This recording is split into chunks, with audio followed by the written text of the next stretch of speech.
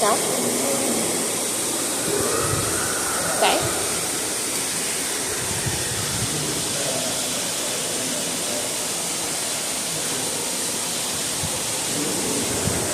Good job. Good stay.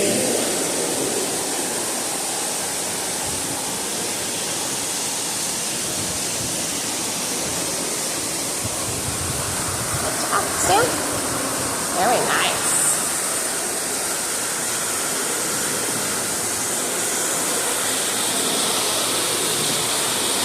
Come.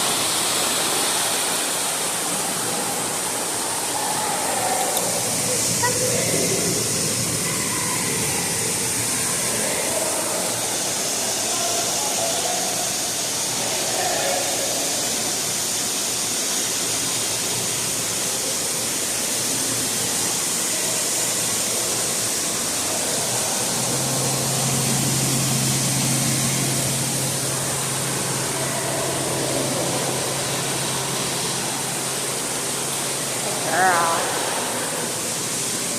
Good girl.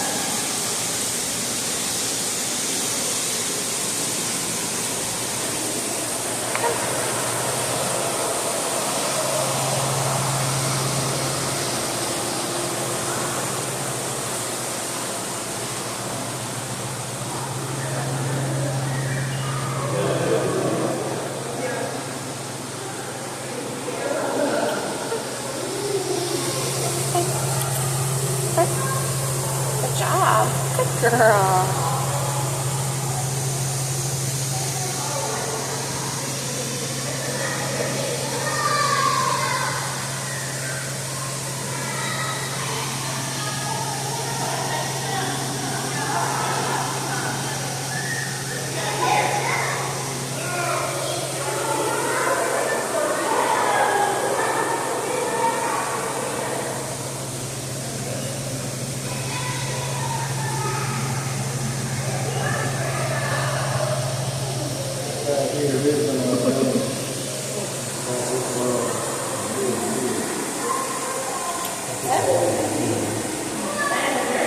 Good job. Focus. Leave it. Good girl. Ready? Stand. Clover, stand. Good girl. Okay.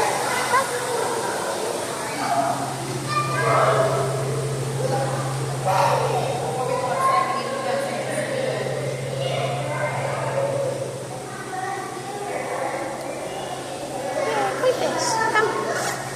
Come. Yes, good girl. Sit. Good job.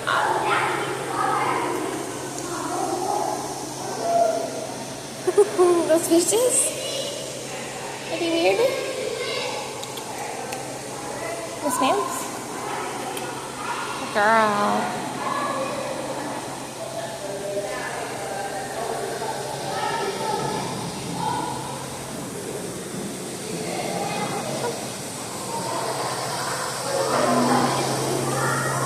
Good job. Come here. I know these are big. Oh my gosh.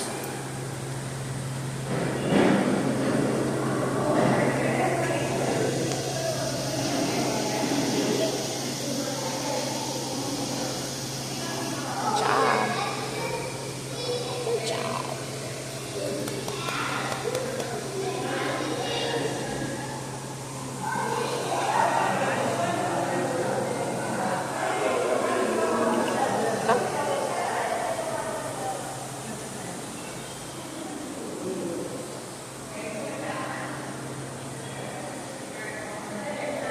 It's a screech on. Oh my god, they're cute.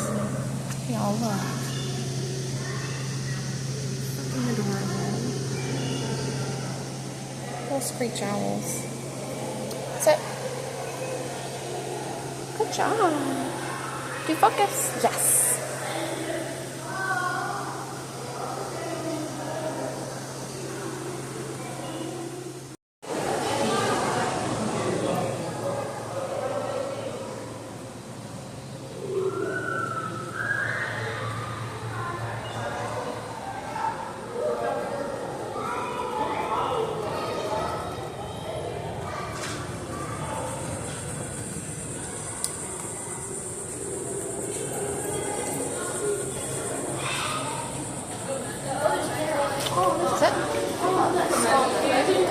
down. Sit.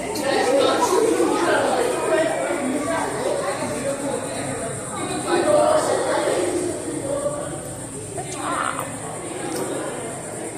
We'll look at the outside right quick. No.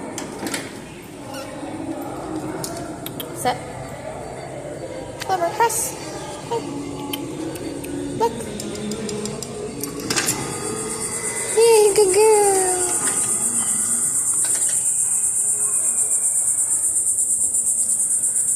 Holy shit, it's hot. Good job, baby. That's staff only.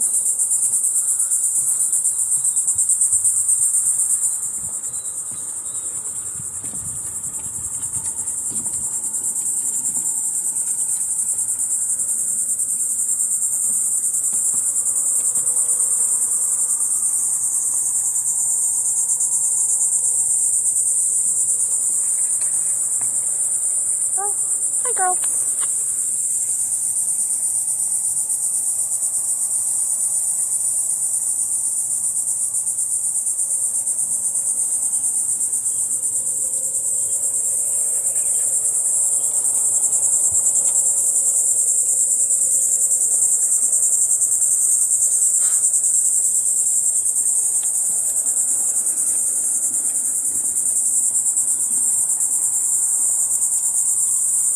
Doing so good, baby. She's doing so good.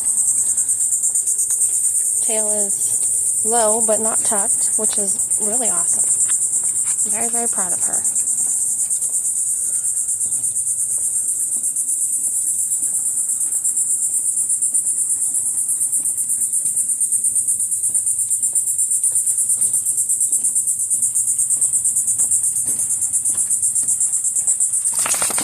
Yes, good girl.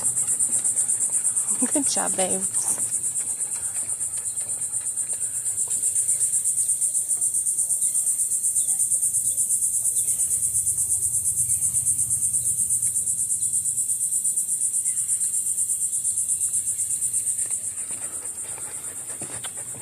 Good job, mamas.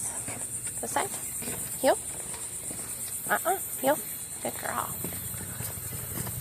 Hello. Good job.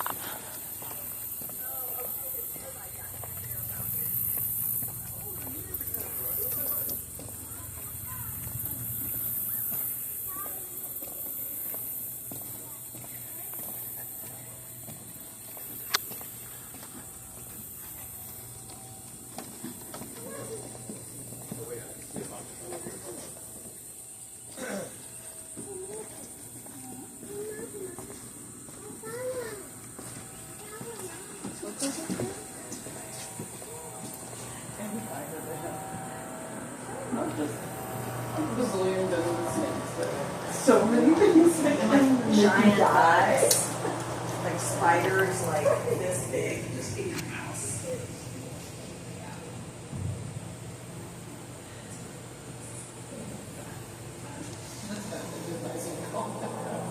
That's not it.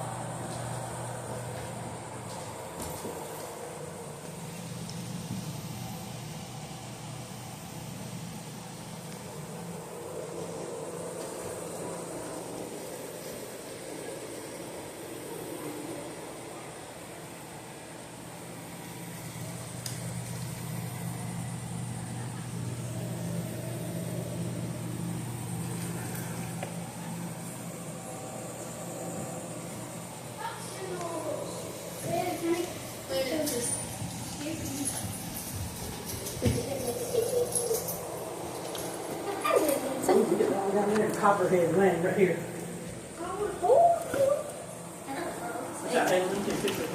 Sit. Jump. Focus. Yes. timber rattlesnakes. If you ever see one like that, run. Like literally. No, you're not. They're rattlesnakes. They're cute. No.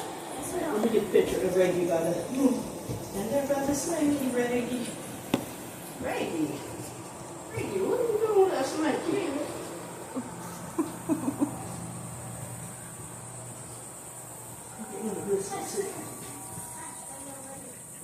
Good job, Bubba's.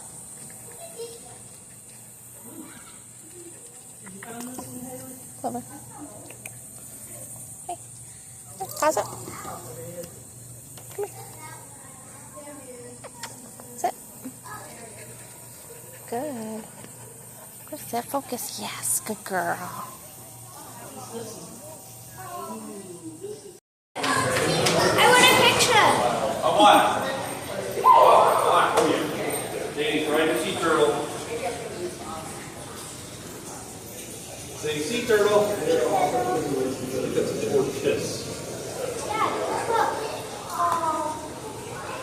Danny, do you want? Danny. You can go outside and then Let's go outside and then we'll come back in. it's a golden turtle. Oh. Wait, that's a snapping turtle.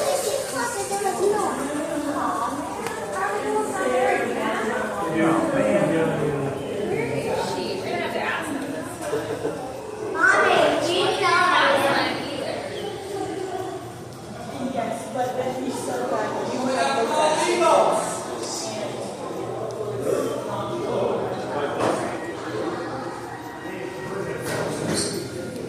Leave it. Good girl. Thank you. Front. Sit. Good job.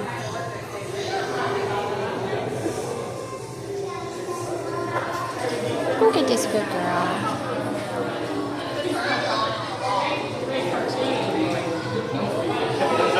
Louise? Come here. Good job, baby.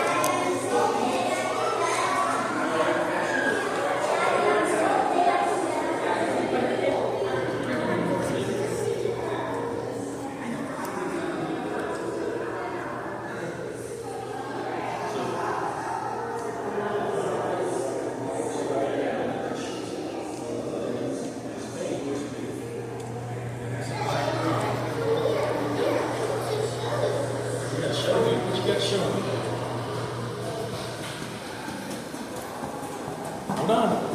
Hey, you ain't going to let somebody else. Good job. Come, turn. Good girl. Sit. Good job, baby.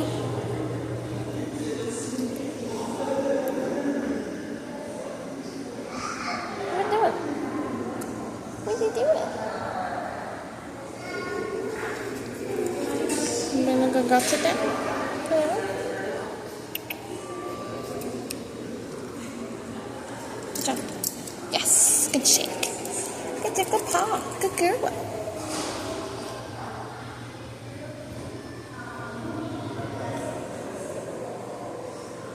Oh my gosh. I'm gonna go find a shark tank.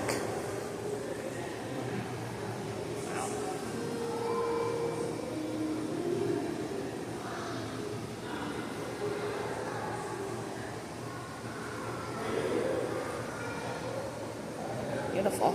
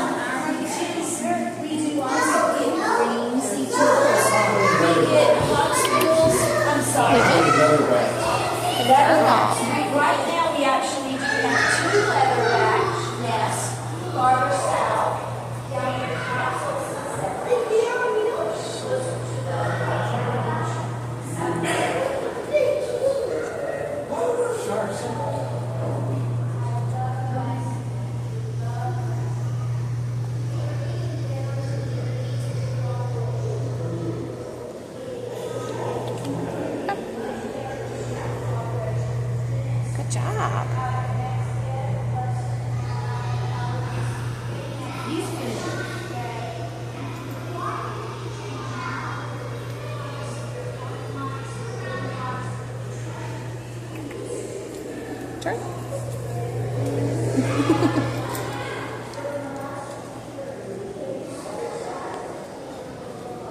Good job, baby.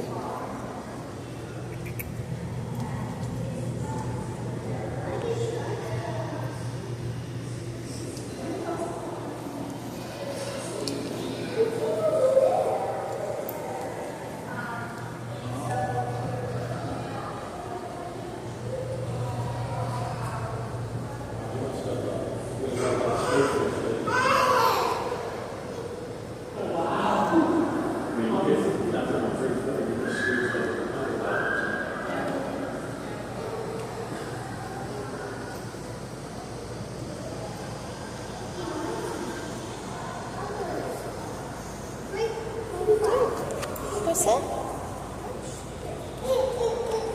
Sit down. Sit. Good job.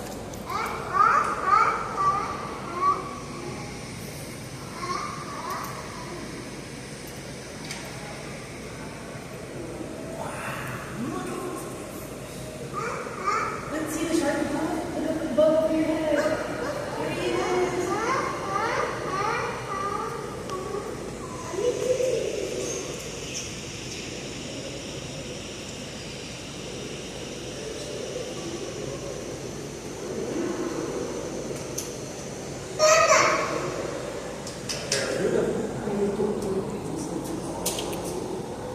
Good girl. Good job.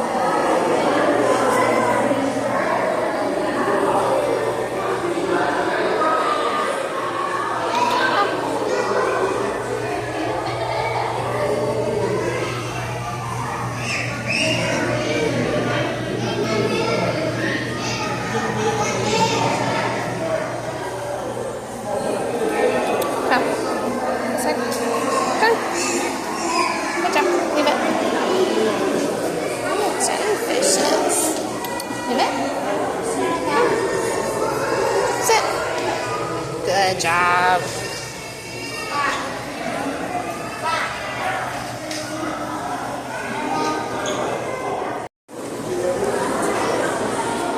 Good job.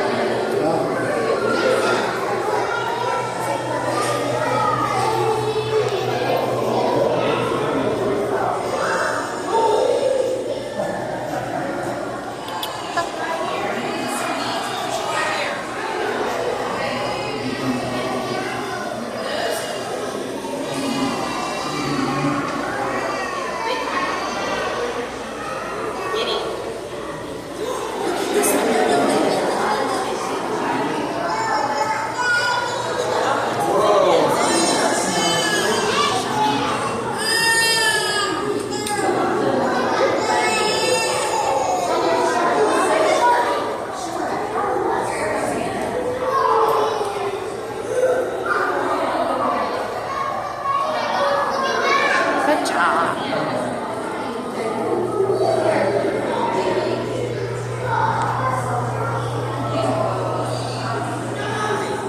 I love your dress.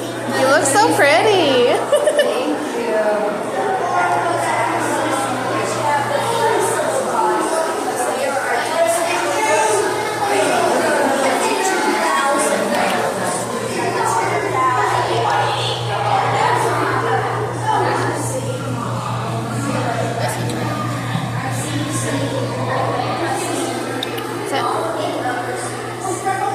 Good job.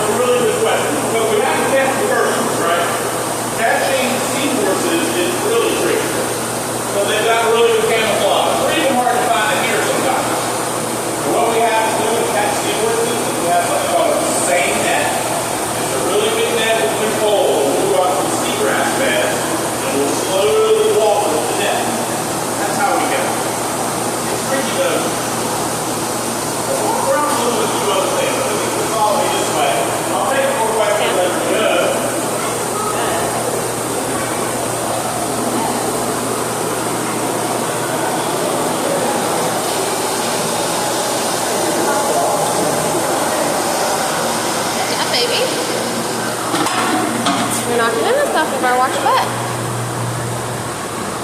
Check them out if you got some more sea horses that are born here. I pause here for just a moment because I like to make sure I highlight the importance of water quality. It might not be the most exciting part of the tour, but this is the part that keeps the animals healthy. And you know about this because I'm assuming most of you have seen Finding Nemo. If you remember in the dentist office, at one point the filter breaks.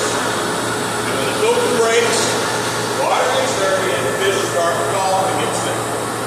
Well, that's kind of a stylized cartoon. The reality is that's what happens. There's nutrients that build up in the water from the food, feed, from all that extra food. It starts to turn the water toxic and you don't have equipment that's designed to keep the water clean. And our equipment is a little more sophisticated than what you've got at home or in the dentist office. We have mechanical, biological, and chemical filters that are designed to make sure the water stays clean. Kind of like the swimming pool they have in the Here at our aquarium, we have one piece I want to point out because I feel like maybe you'll be able to relate to this, especially if you have a cat at home.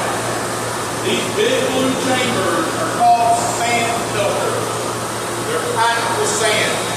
As the water flows through, all food gets trapped there. And about once a year, somebody has to stick the litter box.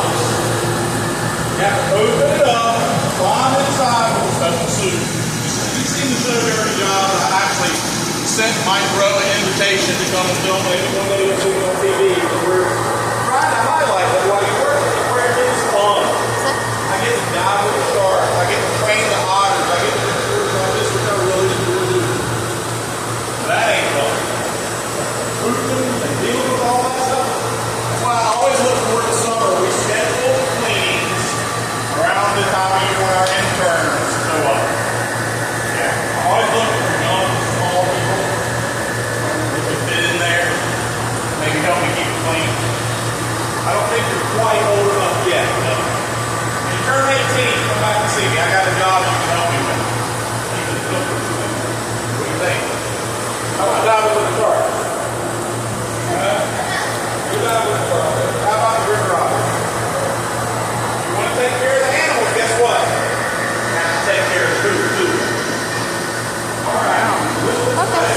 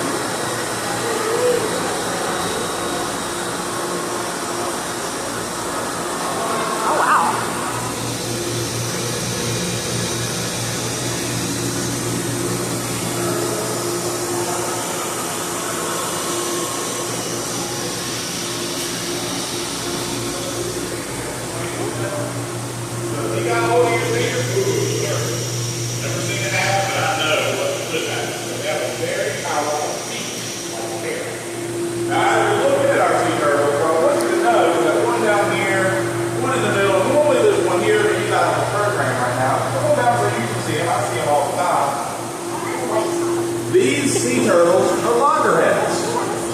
Now here in North Carolina, we have 5 different types of turtles that can be found in North Carolina that are sea turtles. But the loggerhead is the most common. Most of our nests are from loggerheads. Now very rare but possible would be a green sea turtle. And even rarer, but certainly not unheard of, historically looking back from the data, we also see leatherback sea turtles nest here. That's the 3 main nesting species.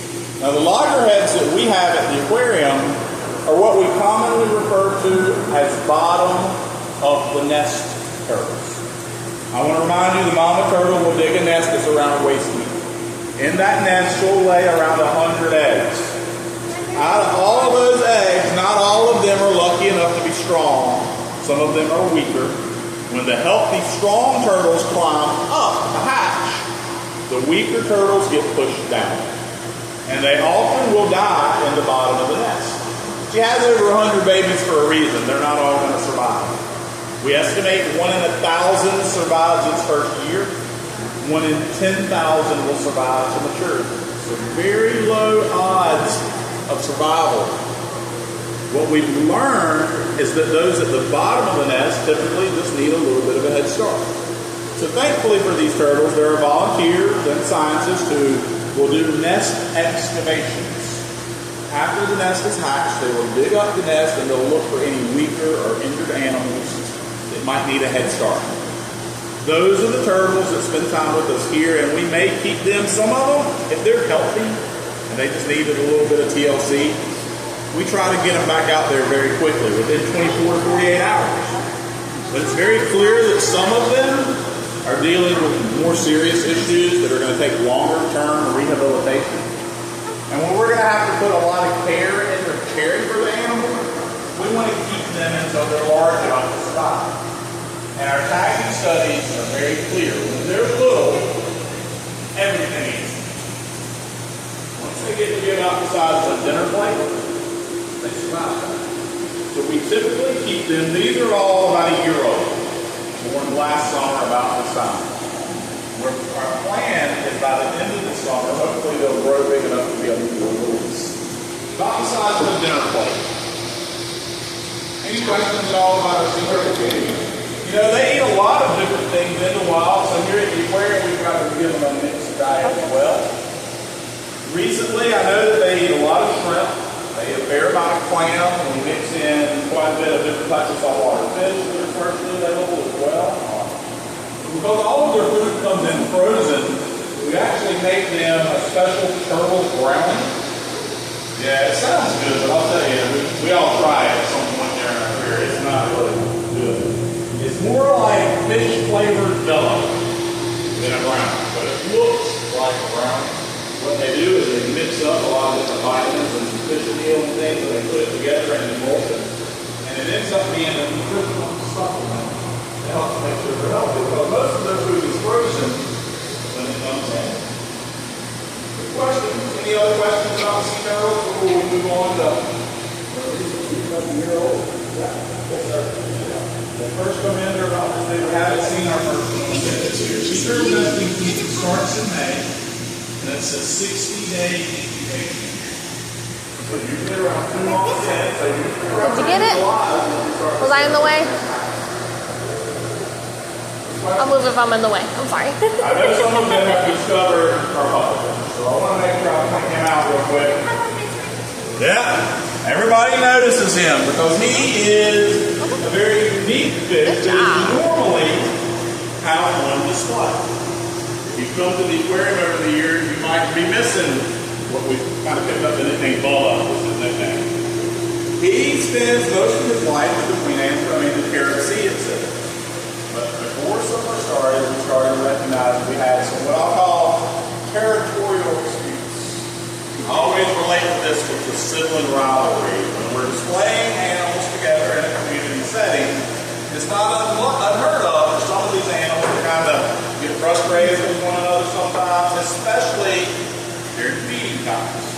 And you might notice our pufferfish has got cataract on it, has some vision issues. Because of that, he's challenging to make sure we're meeting his nutritional needs. Some of the other fish were, a little bit of a bully. So what we made sure that we did, we started doing some isolation. Kind of like we end up doing at home when there's laying out. I know he's going to be in timeout for a little while. Unfortunately, we made the decision it was best for the puffer to be the one in timeout, and then we can focus on him as an individual. And I like to make sure I highlight that that's the goal for traditional medical care in the aquarium setting. We display these animals in a community setting, trying to create the same environment that you can see if we're looking at the ocean. It's hard to deal with medicinal issues in a community setting. You're much better to isolate the individual who's having some issues, train and work with that animal temporarily by the same. I say train, I can't do it because I don't have any food. That pufferfish will come to the school. It's trained, like my dog will come to a target. I wouldn't have believed this 20 years ago when we started seeing turtles. We've learned so much about fish behavior and response. And the truth of the matter is,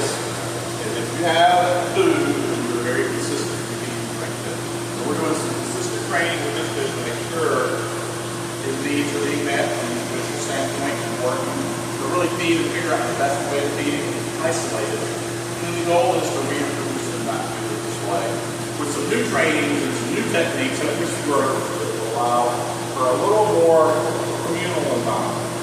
But we have to manage that. The goal is to display lots of different animals together. But when you do that, you have to remember these are, in many cases, whether they were wild or born here, they still have to be wild. They still behave in a way that we have to monitor and deal with and decide if there's any issues. A lot of the aquariums that are set up back here are kind of set aside almost as hospital setting or triage. You'll see some aquariums that are empty. You have to have somewhere to put that animal. You don't have time. If there's a medical emergency, you don't have time to come back here and set it up. You always have to keep some of those triage systems ready to go. Sure. Yeah, I'm glad you asked. You probably noticed the turtles kind of, this one specifically has been playing with it quite a bit. It's a form of enrichment. Sea turtles like to float on the surface, but the research is pretty clear they don't like to be the only thing floating on the surface, but they stand out. Easy to pick them out when they're the only thing. And even though they're in an aquarium with no predators, they still feel more comfortable with something else floating on the surface. They use it as a raft sometimes. I've seen them bite at it.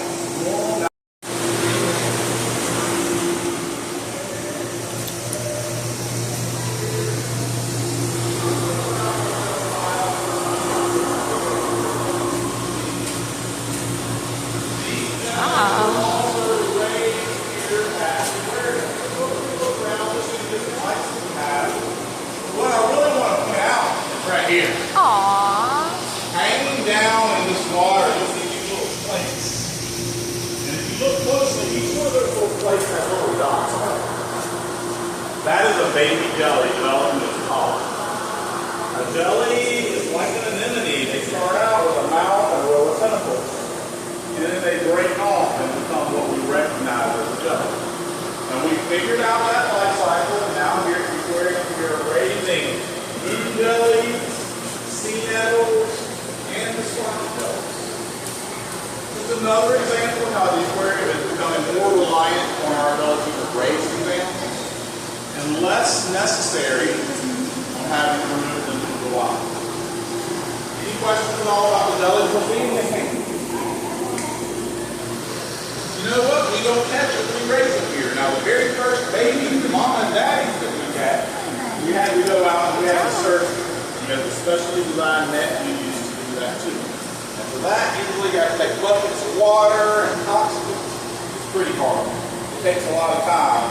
That's why it's easier to do it in the lab. And it's not that we're saving jellies. Jellies, there's plenty of them. We're saving time, energy, and resources. We don't have to go out there and search for them in the wild. I can raise them here in the lab. Good questions. Any other questions before we move upstairs? How old are you? Each jelly, they are life cycle at most is about a year and a half. I love jellyfish. Oh my gosh. You being a good girl too, doing a good job. They only live to be about a year and a half. Planktonic is what it is. So that stuff right back there behind you. Same thing that you used to see in the back of the comic books called sea monkeys. It's Nautimia or Nautili. They are Good job. we raise them here as well. Do I have another question? That's the nettles. The spots. And the moon jelly down the bottom. All right, we'll continue on. We'll make it up to the one of the highlights of the tour, right around the corner. Girl, leave it. Stop. It is. Man. Always need more interns. Get ready. You're training them at home, I'm sure, right? Y'all scooping litter boxes, picking up food in the backyard, any of that? Well, yeah, every now and then. All right, we're about to make our way upstairs. As we go, I want to remind you, please be careful. The steps aren't specifically dangerous in any way other than they could be wet. Imagine that. Our dive team goes back and forth. If they are driven, it could be a little slippery. So please just remember to use the handrail and go slowly, near rush. Follow me up. We'll meet together and talk about the largest aquarium. I remember doing last year.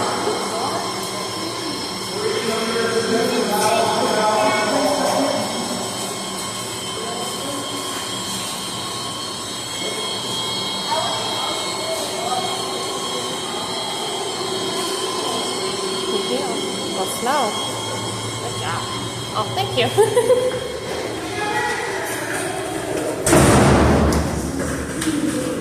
Go slow. Good slow. Good girl. I know you want to run up the stairs, crazy pants. Slow. Good. Good job. Good slow. Okay. Slow. Not going slow. Going fast. Hold on, wait. Oh, thank you. Good job, Mama. Ooh. I like to make sure you remember that diving at the aquarium is a really important part of the work. As operating an aquarium of this size where you've got 300,000 gallons of water, you have to clean the inside of that facility. And really the only way to do it is with the dive team. So we put down every day 2 morning dives, 3 afternoon dives, 3 and an hour doing all throughout the day. Doing cleaning and maintenance work, doing educational programs. It's an integral part of our operation having an aquarium of this size. They're an important aspect of what we do. They don't let me just jump in and do a cannonball like I do at the pool. We start out actually here in a shallow water area, a diver acclimation pool. Go over and kind of wrap around up here for a moment. We'll talk a little bit about this and go over a couple safety reminders. I always like to pause here just so you see that our divers enter every day where we do our buddy checks. And you're diving for work, OSHA gets involved, so there's rules and regulations. We have to kind of do all of that up here in a controlled environment. When it's time for us to enter the aquarium, if I go on that road, I have to lift that gate, and then the divers can just swim straight out. The real reason I like to pause here for a moment is to remind you this railing goes all the way around this aquarium. It is there to remind us how close we can get. I want you to feel comfortable walking right up to the edge and looking in. But I want to discourage you from leaning on it. When I do this, it's dangerous. If I fall in, then I'm in trouble. Because while I try to keep up with all of this stuff, where there's salt, there's rust. And I don't want today to be the day. I've been doing tours up here for 20 years and I've never had anybody fall in. Don't worry. I have a life ring and one of those hooks like they've got at the swimming pool. They make us train for it. I'm pretty good at it. If you fell in, I'll get you out of there pretty quickly. What I want you to know is the sharks would not, I know you're like, well, this is where the sharks are. What would happen? Well, let's go over and take a closer look. And let's talk about what would happen. I go in here as a diver all the time, and the sharks don't bother me at all. If I fell into the aquarium, most likely thing to happen would be the sharks would hear that big splash, and they would get startled and scared. I'm going to walk around where I can see me. You want to keep seeing the aquarium. And they would perform a behavior called bolting. Probably imagine what bolting gets taken off really fast. And when they do that, they could injure themselves. Because this aquarium is big for an aquarium, but it's small compared to the ocean. When a shark picks up speed, it could end up running into the water and exist. That's the most likely thing. They have the same options we have, fight or flight. Now, if you fell right on top of the shark, three things that would happen probably if you stepped on my dog. Same response. It can bite, certainly. Any animal with a mouth can, and if you stepped on my dog will bite. The reality is the sharks we see are still more likely to try to flee. They don't see us as food. If they are scared enough, they certainly can bite. But the reality is they're not biting out of aggression or hunger. If they were to bite, you would go in and follow you because you go right on top of them. And again, my dog would probably do the same thing. We judge sharks a lot. The movies, the TV shows make us think they're something that they're not. The reality is that they are large predatory fish that are pretty picky eaters. I've learned about how to get aquarium character. They are not out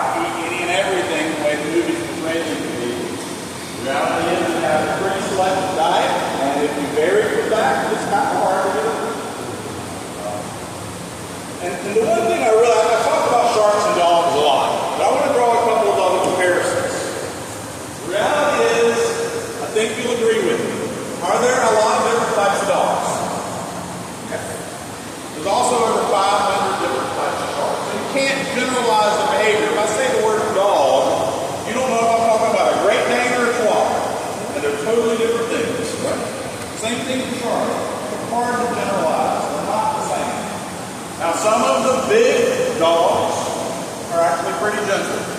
Great Dane, you had one for maybe was laid back, good with kids, you never worry about something at all. Now the Chihuahua that we have, if you didn't know that dog, he was very cool. Right? Its size doesn't necessarily indicate temperament, is what I want you to realize. Same thing with sharks. Little sharks are probably the most aggressive. They're kind of considered like the Rottweiler or the Pit Bull. But what I've learned is that even a Pit Bull or a Rottweiler, respect that animal, and I know about that animal's breed and behavior. The likelihood of one chasing me down and biting me, it's not happened yet. I'm okay, but I walk around dogs all the time. They don't bite for no reason. You have to understand that dog's breed and that dog's behavior. And some of them are a little bit different. Doberman, you show up at my house and you don't know, you can be a dog, real dog. That dog's breed. Same thing like a tiger shark. They're bigger, they eat sea turtles. Every now and then they make mistakes. And when they make a mistake, it ends up in the front page of the newspaper, and everybody gets scared. They make movies about it, but it's sensational. But the truth of the matter is that sharks are a lot like dogs.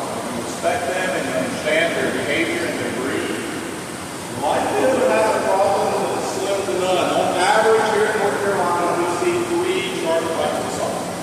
The most ever documented was the summer of 2015. It was 8. 2 of them were bad. Teenagers lost lungs. It's hard to say not to worry about it when every now and then it's not. But I want to just remind you how rare that is. 2 out of, we estimate about 3 million people went swimming in the ocean that summer in North Carolina. You think about tourism and all the people that come here. Most of you at some point get in the ocean. Only 2 people. I mean, we haven't had a fatality since 2001. Again, not the wood. It's not the sharks that are killing people. It's the rip currents. And if you don't know about rip currents, talk to me. I'm not going to take up time in the program now. If the kids aren't educated on it yet, or if you need somebody else back you up, it's not the sharks that are killing people. Unfortunately, every summer we do lose people right here in our area because of rip currents. We haven't seen a shark fatality in most of their lifetime. So I just want to remind you it's not the sharks you have to worry about. As we're watching here in the aquarium, as I work with them, not only here but in the wild, I've learned that they are very important apex predators that help keep our oceans healthy. And we need a healthy population of sharks. Unfortunately, because of some of the disinformation that's going out, there's been kind of a pushback. My goal is to try to make people understand that they're an important part of our world. As we look at this aquarium, you also notice a lot of other fish. There's over 15 different species of fish.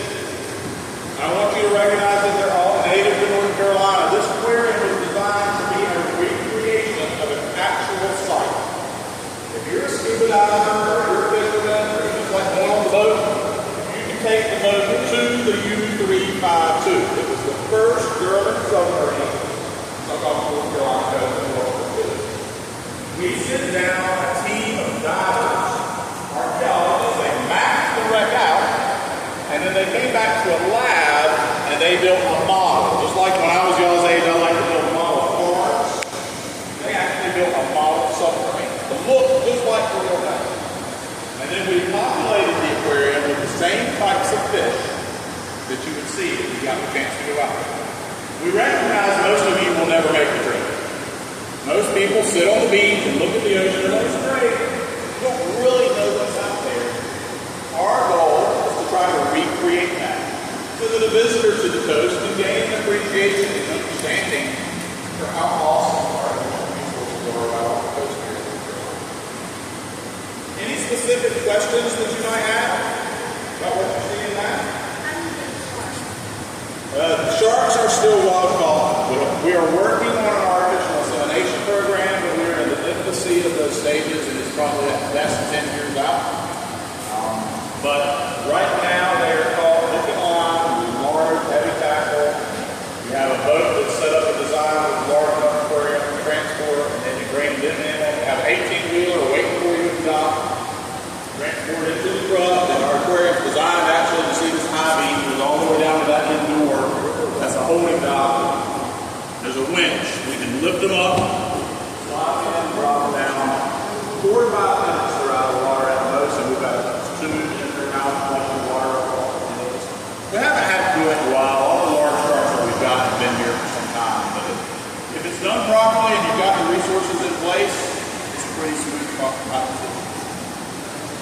Everything was designed with their needs in mind. Good question. Let's go around this way. You got another question coming up. We'll see who's swimming over here. Sometimes you see different things in different places. Tarpon, I just saw the tarpon with jacks. The red long down the bottom there. Tarpon again, the jacks again.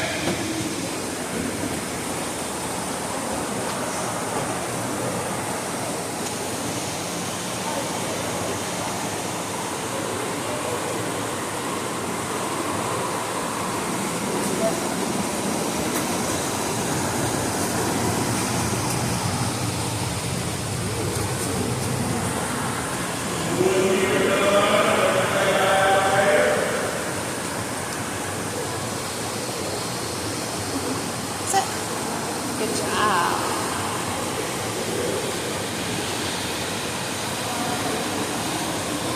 Good girl. Focus. Yes. Good job.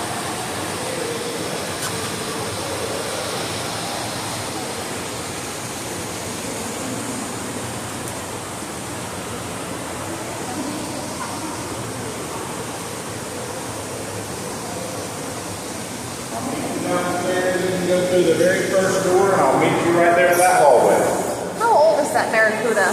He looks pretty old. Barracuda has been here for 12 years. Oh, wow. He was called, he was that big. Aww.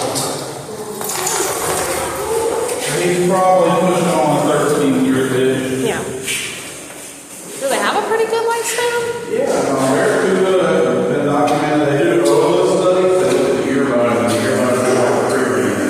And they found Barracuda over 30 years of age. Oh, wow. Some of them get to be almost twice as big as the one we've got now. Look, that's pretty good size. Oh, he is. Right. Cute. I'm going to lead us right back out. And I always try hard to answer questions upstairs, but it's so loud and there's such a big crowd that I always like to kind of wrap up the tour. We'll pause out here for a moment, and I always want to make sure I pause and answer any other questions you might have. But I always like to Good job. make sure that you feel comfortable asking questions along the way, but sometimes people like to save it to the end. Any other questions you may have from the tour today? Nice to meet you. very much. I know. Do all jellyfish sting? I'm glad you asked. All jellies have nematocysts, and nematocysts are stinging cells. But the strength of a species nematocyst varies depending upon the type of jelly. So you'll often hear people say, like the moon jellies that we have, people will tell you they don't sting.